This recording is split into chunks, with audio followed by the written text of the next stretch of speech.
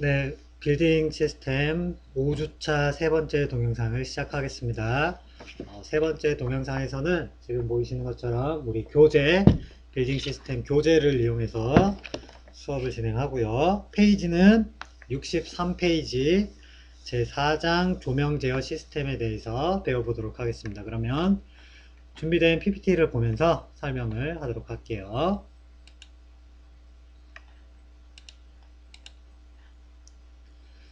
자, 오늘 배워볼 조명 시스템에 대해서 이제 간략하게 먼저 개요 부분을 한번 볼게요.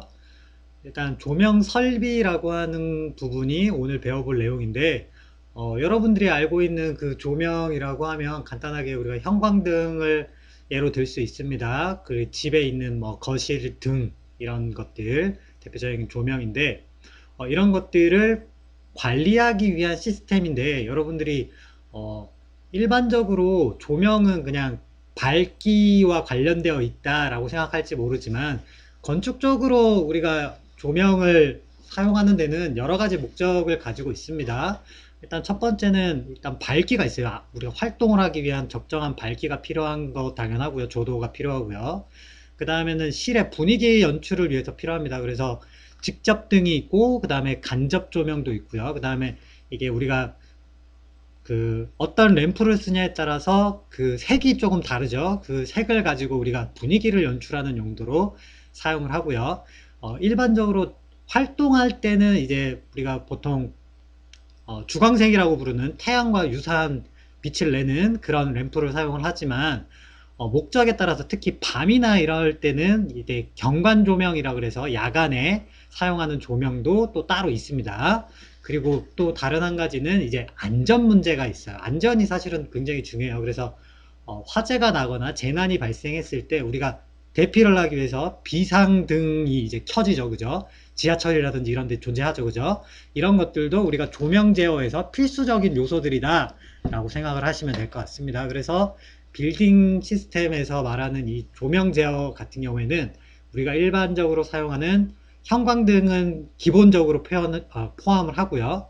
그 이외에 안전을 위한 목적, 그 다음에 분위기 연출을 위한 목적을 다 포함해가지고 조명을 제어한다 라고 생각을 하시면 되고, 우리가 잘 알고 있는 대표적인 이런 조명 제어 시스템 중에 하나가 화장실이나 복도에 있는 등이 될 수 있어요. 복도에 있는 등이나 화장실 같은 경우에는 평소에 사람이 많을 때는 계속 켜져 있지만 사람이 없을 때는 이게 불이 켜져 있으면 낭비가 되죠. 에너지를 낭비하는 겁니다. 그래서 사람이 없을 때 이제 자동으로 이제 꺼지게 만드는데 우리가 그걸 이제 디밍 제어라고 합니다. 조명을 제어하는 거 똑같은 말이에요. 조명 제어, 디밍 제어 이렇게 부르는데 그걸 이용해 가지고 센서를 이용해서 사람이 있는지 없는지를 감시한 다음에 자동으로 사람이 없을 때는 소등이 되게끔 하는 장치들이 있다라는 거고요. 중앙 제어를 통해서 특정 시간대에 조명이 꺼지게 만들 수도 있고 켜지게 만들 수도 있습니다. 건물에 사용하는 조명 제어 같은 경우에는 이런 것들이 있고 그 외에도 많이 사용을 하는데 여러분들이 흔히 볼 수 있는 것 중에 하나가 가로등이 될 거예요.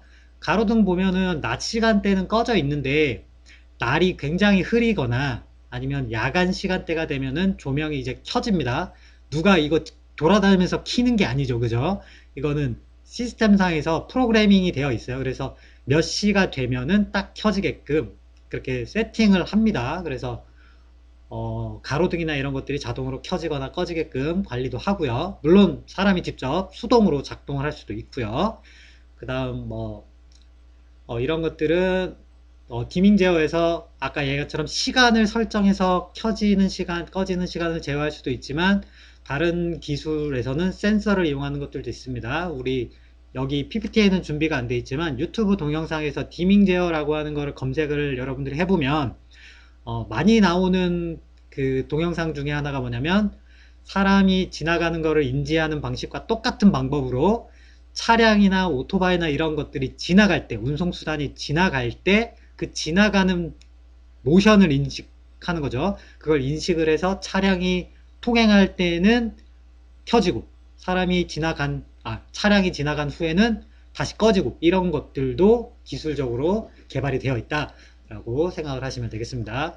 조명 같은 경우에는 생각보다 에너지를 굉장히 많이 써요. 그래서 건물에서 사용하는 관리비의 전력의 약 30에서 40% 정도를 쓴다라고 우리가 이야기를 합니다. 그래서 우리가 최대한으로 쓰게 되면 한 40%까지 쓴다라고 이야기를 하는데, 최근에는 이런 조명 에너지가 너무 많이 들다 보니까 불필요하게 조명을 켜져 있는 상태로 두게 되면 에너지 낭비가 너무 심하죠. 그래서 아까 이야기했던 디밍 제어라고 하는 거에 대한 관심이 굉장히 높은 거고, 또 다른 한편으로는 이런 에너지 효율이 굉장히 뛰어난 전구로 교체하는 거를 또 선호를 하죠. 그래서 요즘 많이 교체하는 게 LED로 교체를 많이 하고 있죠. 그럼 LED로 교체했을 때 그런 에너지를 세이브할 수 있다라는 거.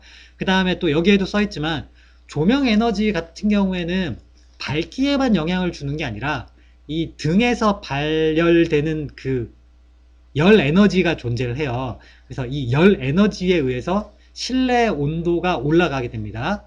겨울철 같은 경우에는 큰 문제가 없겠지만 여름철에 그죠? 한참 우리가 더울 때 조명에서 나오는 그 발열 에너지로 인해서 실내가 따뜻해집니다. 물론 등만 해당되는 건 아니고요. 우리가 사용하는 뭐 컴퓨터라든지 이런 데서도 본체에서 열이 막 뿜어져 나오죠. 모니터도 마찬가지고. 물론 사람에게서도 열이 나옵니다. 이런 열 에너지가 발생하기 때문에 이런 것들을 줄이는 방법을 연구할 수밖에 없는 거죠. 이게 줄어들어야 아무래도 에너지 효율 측면에서 좋아지겠죠. 그죠? 그래서 요즘은 조명 제어가 단독으로 되는 기술이 제일 흔하긴 하지만 기술적으로 조명 제어랑 냉방, 난방과 연계해서 컨트롤할 수 있는 기술들이 많이 만들어져 있고 보급이 되고 있다. 우리가 흔히 이야기하는 스마트 빌딩에서는 이런 것들이 이미 적용이 되고 있다 라고 보시면 될 것 같고, 아까 얘기했지만 조명 같은 경우에는 센서나 이런 것들을 이용해서 사람이 있는지 없는지를 감시할 수 있다 그랬죠. 실내 온도나 뭐 이런 것도 감시할 수 있듯이 센서랑 연동이 돼 있기 때문에 이런 기술을 복합적으로 사용을 하게 되면 지금 여기 PPT에 나오는 것처럼 화재가 났을 때 또는 그 다음에 뭐 방범용의 목적, 그 다음에 다른 뭐 누전이라든지 이런 것들까지 종합적으로 컨트롤할 수 있고 그 센서를 통해서 감지할 수 있는 기술들이 적용이 되고 있다라고 보시면 됩니다. 그래서 하나의 목적으로 처음에 만들어졌지만 지금은 이게 복합적인 목적에 의해서 연동되게끔 만들어져 있다. 그래서 다음에 우리가 배우게 될 전력과 관련된 전기 에너지와 관련된 부분, 그 다음에 우리가 이미 배웠던 난방, 냉방 이런 HVAC과 관련된 사항들이 다 이제 하나로 묶여가지고 컨트롤할 수 있게끔 우리가 개발을 하고 있다. 그리고 일부 스마트 빌딩에는 이런 기술이 적용되어 있어서 중앙에서 이런 것들을 제어할 수 있게끔 기술들이 만들어져 있다라고 보면 되겠습니다. 자, 넘어가서 빌딩에서 조명에 필요한 뭐 이거 일단 이건 넘어가고요. 빌딩에서 이제 조명에서 필요한 정보들이 굉장히 많은데, 그러니까 제어를 하기 위해서 필요한 정보가 굉장히 많은데 이런 것들이 공간의 유형, 시간대, 입주자 이런 것들이 영향을 주고 이걸 기반으로 해서 우리가 스케줄을 짭니다. 이 건물이 전기 에너지를, 그러니까 조명을 켜야 되는 시간대와 끄는 시간대라든지 이런 것들을 조절할 수 있게 되는데 다양하게 이제 제어가 됩니다. 특히 자연광이라고 하는 거 요즘 친환경 건물이나 이런 데 또 관심이 높죠. 그 다음에 센서 연결돼 있고, 그 다음에 윈도우 코팅이라 해서 우리가 일반적으로 알고 있는 차량에 썬팅을 하는 거 있죠. 그런 거랑 유사하다고 보면 돼요. 그래서 열 에너지나 빛 에너지를 차단할 수 있는 코팅 필름지들이 나와 있죠. 그죠? 이런 것들도 같이 연계해 가지고 계획을 하게 됩니다. 이런 것들을 하게 됐을 때 이제 과도한 열 에너지를 차단해 주는 것도 있고요. 그 다음에 실내에 있는 이제 냉기, 그러니까 여름철에 에어컨을 틀었을 때 이 그 차가운 공기가 실외에 뜨거운 공기랑 만나가지고 열 손실이 발생하는 거를 줄일 수 있는 단열 효과도 만들어낼 수 있고요. 그 다음에 우리가 책이라든지 그림이나 사진 이런 것들은 가시광선이라고 하는 햇빛을 많이 받게 되면 이렇게 색이 바래져. 가구나 이런 것 제품도 마찬가지입니다. 근데 이런 것들을 방지해주는 효과도 있고, 당연히 이런 이유 때문에 이제 에너지 비용이나 이런 것들을 관리하는 데도 유리한 영향을 주고 있다라고 보면 됩니다. 여기 있는 이런 항목들은 그래서 조명 제어 관련된 것뿐만 아니라 여기 써놓은 것처럼 에너지 시뮬레이션을 할 때도 이 조명 에너지라고 하는 게 굉장히 큰 영향을 미친다. 특히 태양 열로부터 받는 건물이 얻게 되는 열 에너지라고 하는 측면이 또 중요한 영향을 미치기 때문에 이런 것들도 조명 제어 시스템을 통해서 관리를 하는 게 필요하다라고 하는 이유를 또 우리가 찾을 수 있습니다.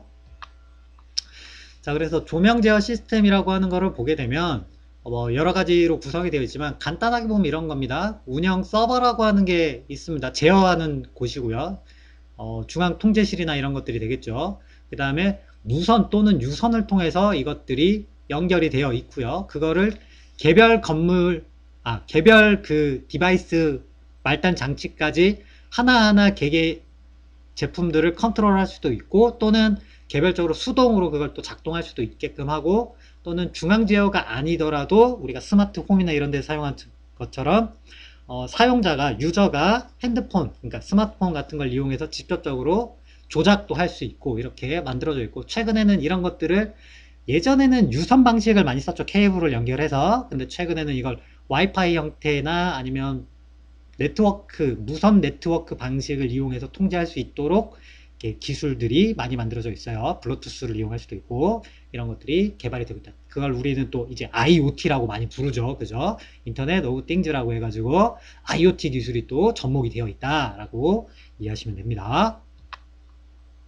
여기 나오는 설명은 앞에 설명한 그 내용이에요. 개별 장치들이 있는데 여기 릴레이 패널이라고 하는 게 중간에 있죠. 컨트롤러가 있고 그 밑에 릴레이 패널이 있는데, 릴레이 패널이라고 하는 게 우리가 일반적으로 알고 있는 실내에 이거를 조절하는 장치들이 있어요. 뭐 밝기를 조절한다거나 등을 키거나 끄거나 하는 스위치들이 붙어 있죠. 그걸 이제 릴레이 패널이라고 부릅니다. 이것들이 스마트폰으로 접속을 할 수 있게끔 뭐 되어 있기도 하고, 컴퓨터에 연결이 되어 있기도 하고, 서버나 중앙통제실과 연결이 되어 있기도 한데, 이것들이 이더넷으로, 그러니까 인터넷이랑 다른 개념이라고 얘기했죠. 이더넷이라고 하는 작은 단위의 통신망 안에서 건물을 제어하기 위한 목적의 통신망이죠. 그 안에서 관리가 되고 있다. 그거를 예전에는 유선으로 했지만 요즘은 무선 방식을 많이 쓰고 있다. 그래서 이더넷을 통해서 이 릴레이 패널이 하나가 아니라 굉장히 여러 개들을 우리가 통제를 할 수 있다. 그래서 중앙 관리실에서 우리 공학관 건물로 치면 1층부터 7층까지 있는데 각 층을 컨트롤할 수도 있고, 각 층을 또 세분화 들어가면 그 안에 개별 실들이 있는데 개별 실들도 통제를 할 수 있게끔 조정이 가능하다라고 하는 이야기입니다. 그래서 아까 방금 이야기했던 릴레이 패널이라고 하는 게 이거를 컨트롤하는 게 된다. 마스터 스위치 역할을 한다 라는 거죠. 그 마스터 스위치에서 우리가 아까 이야기했던 프로그래밍을 입력을 해 놓으면 자동으로 정해진 시간대에 켜졌다가 꺼졌다가 이런 것들 예약할 수가 있다는 거죠. 우리가 세팅을 할 수가 있다는 겁니다. 뭐 쉽잖아요. 우리가 TV나 이런 것들도 여러분들이 잘 쓰는 기능은 아니겠지만 TV가 켜지는 시간과 꺼지는 시간을 세팅할 수 있죠. 그죠? 그런 장치들이 있습니다. 그죠? 그런 것들이 되겠다. 뭐 예를 들어 에어컨도 뭐 예약을 걸어놓으면 몇 시간 뒤에 꺼지라고 예약을 딱 걸어 놓을 수 있죠. 그죠? 그런 기능이라고 보면 됩니다. 그런 기능을 여기에 좀 더 세분하게 입력할 수가 있다 라고 보시면 됩니다. 그리고 센서에 의해서 우리가 사람이 있는지 없는지를 이제 판단을 하게 되는데, 이런 센서에서 나오는 정보들이 우리가 이제 빅데이터로서 이제 활용을 하기도 하고요. 그 정보를 이제 누적해가지고 가지고 있으면 이 건물을 운영할, 유지 관리할 때, 이 건물의 각 개별 실들을 또는 각 층을 이렇게 했을 때 어디가 어느 시간대에 좀 많이 쓰고 어디가 어느 시간대엔 적게 쓰고, 그래서 총 이 건물에는 어느 정도의 에너지를 평균적으로 쓰고 있고, 피크에는 최대 얼마까지 쓰고 최소 얼마 쓰고, 이런 것들이 이제 데이터로 나오게 되면 이제 유지 관리하는 측면에서 관리자가 좀 더 효율적으로 할 수 있겠죠. 예를 들면 전기 공사를 새로 해야 되는 경우가 있다거나 이럴 때 또 도움을 줄 수도 있고, 또 새로 옆에 우리가 건물을 또 짓는다 그러면 그 건물에는 우리 건물 데이터를 참고해 가지고 그거에 준하게끔 또 설정을 한다거나 건물의 규모를 결정하거나 이런 것들이 또 가능해지겠죠. 그죠? 이런 것들이 있다. 이런 센서 같은 경우에는 적외선 소자, 뭐 능동 초음파, 가청음 센서 이런 것들이 있고, 이런 기술들을 접목시킨 융합되어 있는 형태의 센서들도 존재한다.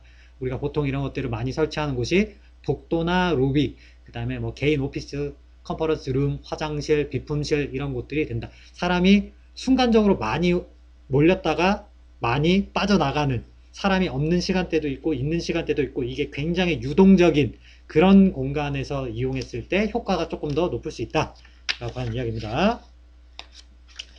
그래서 이제 센서라고 하는 것들이 이제 설명이 되고 있습니다. 인체 감지 센서 종류들 보면 굉장히 여러 가지가 있습니다. 아마 여러분들 사용하고 있는 설계실에도 이런 센서들이 달려 있는지 모르겠는데, 제가 사용하는 방에는 이런 센서가 있어요. 그래서 사람이 있는지 없는지 체크를 당하고 있습니다.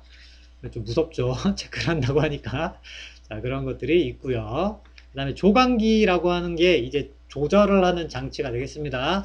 우리가 평소에 쓰는 스위치는 이런 거 잘 없는데, 어, 그러니까 실내 조명의 밝기를 조절해야 되는 그 필요가 있는 공간들이 있습니다. 뭐 전시 공간이 될 수도 있고요.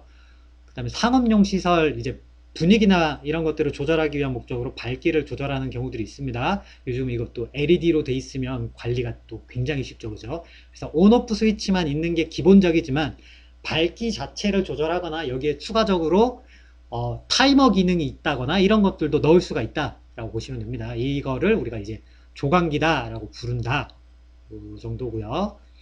그 다음에 태양광을 수집하는 장치들이 있는데, 이게 아까 이야기했던 이제 센서의 역할입니다. 이게 우리가 일반적으로 하는 디밍 제어라고 하는 게 이 기능을 이야기하는 건데, 실내 밝기, 그 다음에 실외 밝기 이런 것들을 조절을 할 수 그러니까 실외 밝기를 조절하는 게 아니라 실외 밝기를 측정하고 실내 밝기를 측정하게 되면 실내외의 밝기 차이나 이런 거에 의해서 일을 하기가 우리가 불편할 수도 있고 편할 수도 있습니다. 그래서 그거를 적정하게 유지해 주게끔 관리하는 기술이에요. 그래서 교실, 우리가 강의실 하나만 놓고 보더라도 창가는 밝은데 창가에서 먼 복도 쪽은 좀 어둡죠, 상대적으로. 그러면 복도 쪽이 형광등이 사실은 낮 시간에도 계속 켜놔야 적정 밝기가 유지되기도 하지만, 또 어떤 경우에는 이게 창가 쪽이랑 복도 쪽이랑 밝기 차이가 너무 많이 나게 되면 관리하기가 어려운 경우도 있어요. 이런 경우는 오피스에 많이 발생하는 케이스인데, 어, LED를 쓰면 좀 덜하지만 예전 같은 경우에는 그 등에서 발생하는 열 에너지가 꽤 많이 발생한다 그랬죠. 그리고 대류 현상에 의해서 공기가 이렇게 순환을 하게 되는데, 건물이 규모가 커지게 되면 순환하는데도 상당한 시간이 걸립니다. 이게 잘 되는 게 아니에요. 그래서 어떤 경우에는 건물이 굉장히 큰 오피스 같은 경우에는 창가 쪽에서는 햇빛이 계속 비치기 때문에 더워. 그래서 에어컨을 틀어야 되는 경우가 있는데, 그래야 적정 온도가 유지되는데, 이제 창가가 아닌 반대쪽 복도 쪽이나 저 끝에서는 햇빛이 많이 안 들어오기 때문에 에너지가 상대적으로 적죠. 그럼 추워. 대류가 계속 이제 순환이 잘 되면 좋겠는데, 그렇지 않을 경우엔 저 안쪽은 춥고, 그래서 실제로 저 안쪽에는 에어컨 때문에 온도가 떨어져서 추우니까 난방기를 켜야 되는 경우가 생겨요. 실제로 이런 경우가 예전에 굉장히 빈번하게 생겼습니다. 그런 케이스들이 많이 있어요. 그래서 일부러 오피스 같은 경우에는 햇빛을, 이제 열 에너지를 차단하는 필름이나 이런 것들을 일부러 코팅을 해버립니다. 윈도우 코팅을 해버려요. 그리고 빛 에너지를 차단하기 위한 목적으로 블라인드 같은 걸로 쳐버려요. 그래서 실내에 낮 시간에도 불구하고 불을, 실내 등을 다 켜놓고 생활하는 경우들이 흔합니다. 여러분들도 실제로 그렇잖아요. 우리가 생활하면 낮에도 등을 켜놔야 이제 생활을 할 수 있잖아요. 그죠? 그런 것들이 빈번하게 발생을 해요. 그래서 이런 것들을 적정하게 조절하기 위한 목적으로 밝기를 조절하는 거예요. 그래서 창가 쪽은 센서가 감지했을 때 뭐 많이 밝은 편이다. 그러면 등을 꺼버리거나 아니면 밝기를 최대한으로 줄이고, 그 다음에 복도 쪽에는 어두우니까 밝기를 최대한으로 키워 놓는 거예요. 그러면 실내 전체로 봤을 때 적정한 조도가 어느 공간이든 상관없이 유지될 수 있게끔 조절해 주는 장치들이 있다라는 겁니다. 그 외에도 뭐 광선반이라든지 이런 걸 이용해서 하는 것들도 있는데, 그런 것보다는 사실 디밍 제어를 하는 방식이 이제 일정하게 유지하는데 더 유리하긴 합니다. 어쨌거나 이런 태양광 수집을 통해서 하는 방식들이 많이 나와 있다. 안전기 같은 경우에는 여러분들 가정집에 형광등 교체를 직접 해본 적이 잘 없을 텐데, 저 같은 경우에는 집에 형광등을 제가 가니까 열어보면 여기 있어요. 요거 형광등 사이에 조그마한 네모 박스가 이렇게 들어 있습니다. 요게 안전기입니다. 요게 전압이나 전류를 일정하게 유지해 주는 거예요. 갑자기 전압이 팍 올라가거나 하면은 여기에 이제 과한 전압이 걸려서 이 부분에 이제 타버리거나 피복이 타버리거나 누전이 발생할 염려가 있습니다. 그래서 그런 것들을 일정하게 유지해 주는 역할을 하는 게 안정입니다. 자, 그래서 넘어가서 빌딩 시스템 자동화라고 하는 거를 이제 볼 거예요. 자, 빌딩 자동화 시스템이라고 하는 거는 우리가 이야기하는 스마트 빌딩 또는 스마트 시티에서 이야기하는 내용과 일치하는 내용이다 라고 보시면 됩니다. 그래서 조명 시스템이 이제 빌딩으로부터 이제 대피 동선이나 조명 관리 기능을 실행하기 위한 안전 기능을 제공한다. 이게 어떻게 보면 스마트 시티를 하면서 좀 유리한 겁니다. 유리한 거. 단지 단순하게 밝기만을 위한 목적이 아니라 어떤 특정 상황이 발생했을 때 조명 시스템을 제어함으로써 그 상황에 맞게끔 대처할 수 있는 어떤 기능들을 제공할 수 있다라는 거죠. 그리고 이것들이 이제 좀 더 복합화되면 조명 시스템 역할이 화재 알람 서비스나 이제 보안 시스템, 긴급 전력 발전기 같은 시스템들이랑 통합이 될 수 있고 실제로 통합이 되어 있죠. 스마트 빌딩에서는. 그래서 이렇게 통합이 되게 되면 화재 알람이나 조명 제어 시스템에 이제 전력이 부족하거나 할 때는 긴급 조명을 켤 수 있도록 한다거나 비상등 같은 거 말하는 겁니다. 이런 것들이 연동이 되어 있다라는 거고요.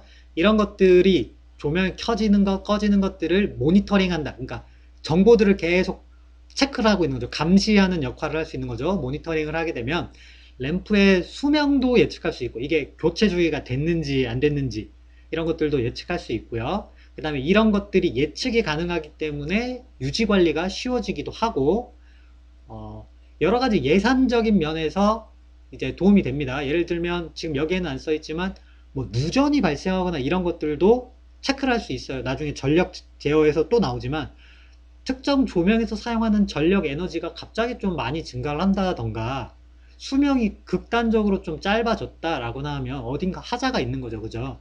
그럼 그런 것들을 우리가 체크할 수 있다는 거죠. 그리고 그게 어떤 한 디바이스에서만 말단단지 하나에서만 그런 현상이 있는지 또는 공통된 현상인지에 따라서 어디에 문제가 있는지도 우리가 체크해 볼 수 있고 그 다음에 이런 것들을 조금 더 잘 활용하게 되면 아까 프로그램을 세팅을 해가지고 프로그래밍을 통해서 관리하는 것들을 조절할 수 있다고 했는데 그거를 또 이제 업데이트 할 수 있겠죠. 피드백을 할 수 있는 여지가 있겠죠. 그죠? 이런데 활용을 적극적으로 할 수 있다. 그리고 그런 적극적으로 하려고 하는 목적이 스마트 빌딩 그리고 스마트 시티에 있다 라고 하는 걸 우리가 이해할 수 있습니다. 자, 그러면 조명 제어라고 하는 게 지금 여기 우리 교재에 없는 내용입니다. 여기서부터는 이제 어떻게 돌아가고 있느냐, 그리고 앞으로 이 조명 제어라고 하는 게 얼마나 필요한 거냐라고 하는 걸 우리가 간단하게 한번 예측해보고 싶은 거죠. 그랬을 때 내가 생각하는 말 막 얘기해줘봐요. 여러분들이 잘 못 믿잖아, 그죠? 그래서 보고서로 나와 있는 걸 여러분들한테 그냥 스크랩한 거로 이제 보여주려고 하는 거예요. 그래서 실제로 에너지 절약 효과가 굉장히 크고 스마트 조명이라고 하는 명칭으로 우리가 조명 제어를 부르고 있다. 여기서 스마트 조명은 여러분들이 가정집에 스마트 홈을 세팅해 놓은 가정집에서 쓸 때는 우리가 이걸 스마트 조명이라고 부르는 거예요. 그래서 핸드폰으로 이걸 통제하거나 이런 게 가능하다라는 거죠. 이런 것들이 있고 그 다음에 유선 무선으로 조절할 수 있다. 이거 당연한 거고 그 다음에 최근에는 이걸 LED로 이제 바꾸고 있다라는 거고 아까 말한 것처럼 유선이나 무선 네트워크를 이용해서 이제 하게 되면 사물 인터넷 IoT 이렇게 이게 통합된 형태의 조명 서비스로 우리가 사용을 할 수 있다라고 하는 이야기입니다. 그래서 조명이 차지하는 에너지 소비 비중은 약 40% 정도가 되는데 LED로 요즘 많이 바꿔요. 그죠? LED 수명도 굉장히 길고 에너지 절약 효과가 굉장히 뛰어납니다. 얼마나 뛰어나느냐? 약 30% 정도의 에너지 절감 효과가 있다라는 겁니다. 거기에 교체 주기도 길어요. 일반 등보다 훨씬 길어요. 그러니까 오래 쓰니까 유지 관리하기도 편해지겠죠. 그죠? 에너지도 적게 쓰는데 유지 관리도 쉬워. 그죠? 그리고 여기에 IoT, IT 이런 기술들을 접목하게 되면 조명 제어를 할 수 있기 때문에 좀 더 효과적으로 쓸 수 있다. 그래서 추가적으로 50% 효과를 50% 절감 효과를 기대할 수 있다라고 하는 게 우리가 통상적으로 이야기하는 내용입니다. 그리고 LED 조명 같은 경우는 특히 이제 친환경 건축물을 새로 짓는 인증을 받아야 되는 건물들 같은 경우는 이런 게 굉장히 또 중요한 요소가 된다.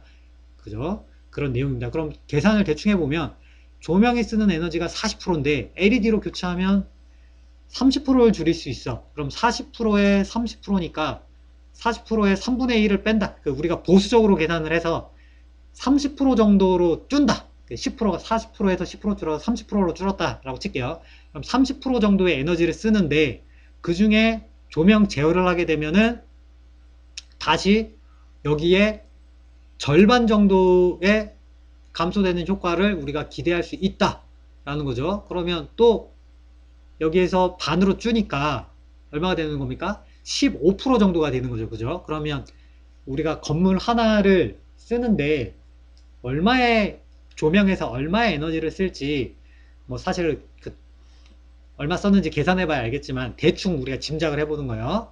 짐작을 해보면 뭐 예를 들어서 200만원 썼다. 한 달에 200만원 든다라고 쳐볼까요? 전기세, 조명으로 조명이 쓰는 전기 에너지가 한 200만원, 너무 많나? 그럼 100만원으로 줄일까? 100만원으로 칩시다.